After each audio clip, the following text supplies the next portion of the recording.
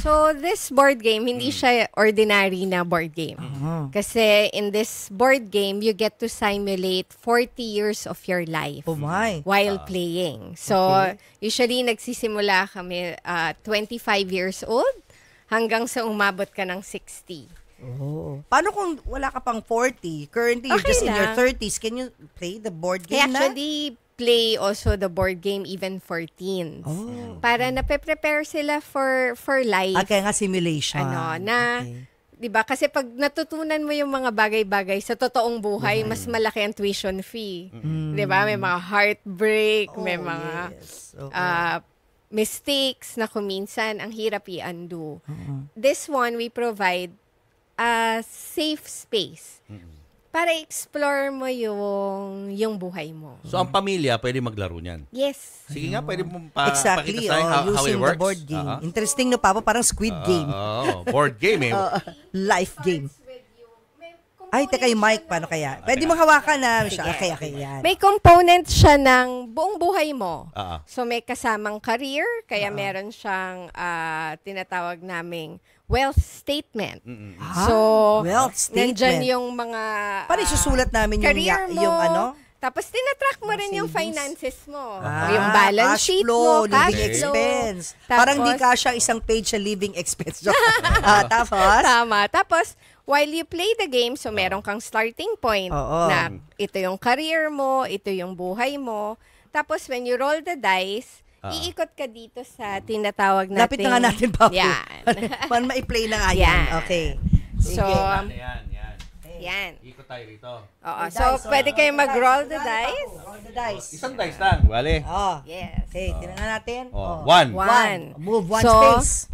pumili ka ng sino yung character mo dyan. Ito. Yan. Akin yung purple. So, saan ako Sige, magsisimula? dito. One. Papo, nasa yung one? Dito. Sige, Ito. palagay. Ayun, yun na yung one. Yan, One. lagyan natin. Ayan, Ano palagay nakalagay? ko na sa one. So, charity. Charity, Papo. Uy, gusto ko bagay yan. sa'yo. Diba? Kasi sa buhay natin, Gusto ko importante yan. yung component of giving back. Yes, of Diba? course. Yung giving back to charity. That's also how we are blessed more in life. And Tama.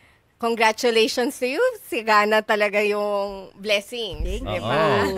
And yun yung part ng buhay. Ikaw naman. natin kung saan mapupunta ang aking tao na may malaking mata. Parang may malaking mata. Three. So, Doon, ito. Papo, Purple, yan, purple. purple. Yan. Three Lagyan spaces. na sa three. 1, 2, 3. Hindi ko Ano, makita. So, nakalagay? you land in a market or awareness. Market awareness. Market Ano So, yun? pwede kang mamili Pengi, if Papo. awareness or market ka. Awareness or market. Yes. O, dito tayo sa awareness. Okay, ang basahin ko Sige. Sige. Personal awareness, giving without expecting anything in return fills you with joy and energy. Uy, totoo yan. I always True. give without expecting. Masaya na ako sa thank you. Buy one opportunity card and give it to one player. So, parang Monopoly. Buy one opportunity card. Yan. So, ang opportunities natin dito, makikita yun, mo, Papo. 4 na opportunities to. So, merong may tinatawag kaming small opportunity and big opportunity.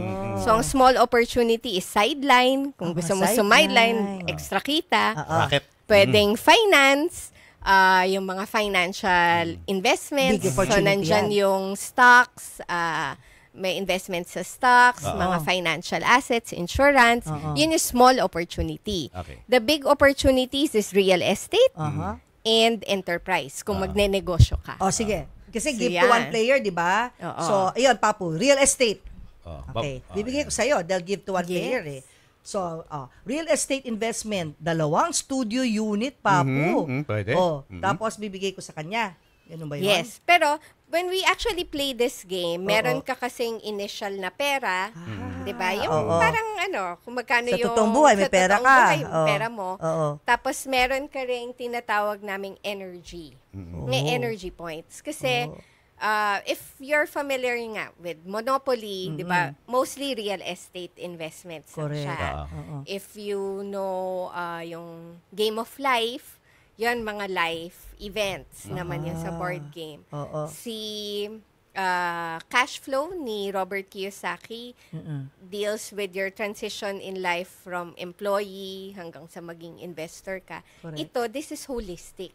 Kasi this already has all the components of your life. So yung bilog sa na to, yan yung ordinary life natin. 'Di ba? Yan yung pag nakita mo yung board game, nandyan yung may trabaho ka, sumusweldo ka, yung mga yellow boxes.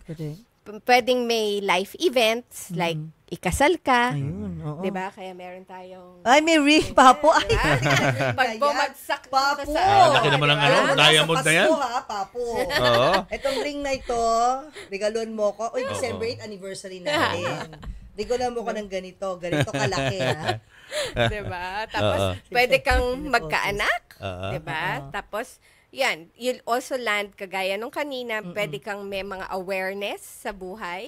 Tapos may mga opportunities na dumadating sa buhay mo. Pero anong nito? Anong purpose ng ring sa game? Isusot mo Ay, ko usually ng kasi, nagsa-ceremony kami. Pag may bumagsak halimbawa na player sa marriage or anniversary, we ask them to choose. Ikakasal ka ba? Pumili ka kung sino yung gusto mong mapangasawa.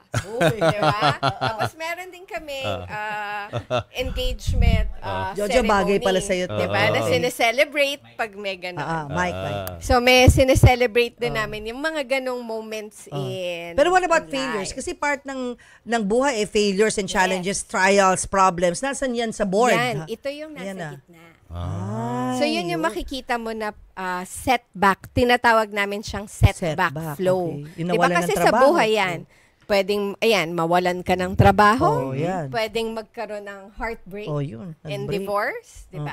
Pati sakit, meron din. May sakit Kasama ba? rin yung sakit. And kung minsan, yung mga ganap sa buhay, hindi lang individual. Kung minsan may mga group setback na buong community affected. Parang yun naranasan natin nung pandemic. Yeah. Oo nga. Diba? Na lahat tayo apektado. Anong in pinaka one way nito? or- Anong pinaka-objective nito? Yun. Kung gagawin ito ng mga pamilyang Pilipino, ano makukuha nito from playing the game? Actually, it's awareness. Diba? Awareness of your life, awareness of your choices in life. Kasi makikita mo rin, paano ba ang diskarte mo sa buhay? Kasi nagre-reflect siya in how you make decisions So you in the reflect game. also. So You may begin moments to realize. of reflections din kami after playing the game. Ano yung nangyari sa board game na nagme-mirror sa buhay mo? Ang ganda kasi very visual. But then, hindi ho ganyan kasimple. Kasi you have to attend the coaching and workshop of Michelle. Ayan. Para malaro nyo to. Michelle, you can sit down and talk about the coaching and workshop and how they can avail. How do they enroll ba sa coaching So they workshop can mo? get in touch with me. So my Facebook page is Michelle Oira. So just send me a message. So I usually host game nights every now and then. Tapos may mga programs din ako, both leadership and team development programs where I integrate these new tools in the market for them to discover themselves. Kasi ako, ang philosophy ko is, it all starts with discovering yourself, diba? Sa buhay. True. May we know around how much yung fee? Yung fee, depende naman sa ano. Pero usually, one game is 2.5. 2.5. And that's 2 to 3 hours. Ay, parang nag-session ka rin Oo. talaga Session, sa isang life Session, coach, di no? ba? Oo. Pero this para is more fun. Di ba? It Yes. makes it fun and interesting kasi nga, Naglalaro kayo naglalaro kayo eh. So, Hindi parang diretsong Oo. tanungan lang, Q&A.